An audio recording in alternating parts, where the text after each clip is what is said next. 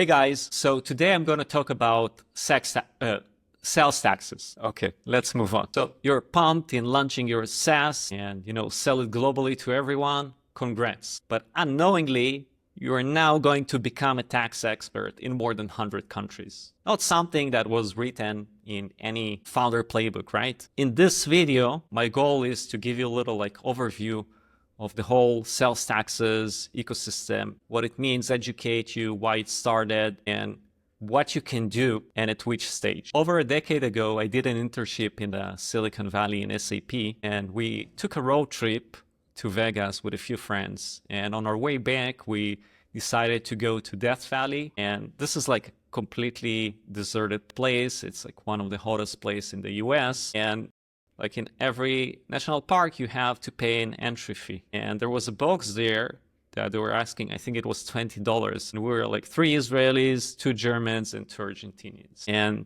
the Germans were like, hey, we have to stop, we have to pay. The Israelis, like, who cares? There's nobody here, let's just drive in. And the Argentinians would say, hey, let's stop and, take the money out of the box for ourselves. But this is a great kind of way to think about taxes, right? You have 2 camps. The camp of like, let's follow things by the rules and just avoid any exposure and potential risks. And there is the braver, more entrepreneurial kind of approach of, let's no one sees us, let's just move on and focus on what we really want to do, even if it comes with the risk and exposure. As the internet economy started to grow, the EU noticed that mega companies like Amazon and Apple and Google, they were basically avoiding VAT in Europe by incorporating in Luxembourg and Ireland and other countries that have very low VAT rates. They redefined the taxation system that it will be based on destination instead of origin. So the problem is that this impacted not only the giants, but every small business out there, including software, SaaS, and all in between. In between 2016 up until today, many more countries replicated that model. Started with New Zealand and Australia that noticed that companies from abroad have a meaningful competitive advantage because they're simply not charging GST on consumers. So a local company that was selling from Australia, providing streaming services similar to Netflix, had to charge more, giving unexpected advantage to global companies like Netflix. So they basically came up with the same rules, and this became coined as the Netflix tax, something that over the years was well adopted, but it means the exact same thing. We are charging based on the location of the customer and not giving that advantage for someone who is not incorporated in the country. In 2018, the US joined the party. So there was this very popular Supreme Court case called Wayfair versus South Dakota, where the state sued this online merchant that didn't have a physical presence in the state and forced them to deal with sales taxes. And the state won, and this created that precedence. 40 states adopted the same system, and which called like the concept economic nexus. Once you cross a certain threshold of transactions or volumes, it doesn't matter if your company is located in the state or outside of the US, you have to collect, remit, and pay sales taxes. So it became a mega chaos in the US because it's not only the states, there are over 13,000 different jurisdictions, and there are like crazy cases where you have a city in Missouri that the rate of the tax can change, depends on the side of the street you're living. So it's like a nightmare if you really want to deal with that. Why is it such a nightmare if you're selling software or SaaS? There's tons of inconsistency across the regions, the states, the countries.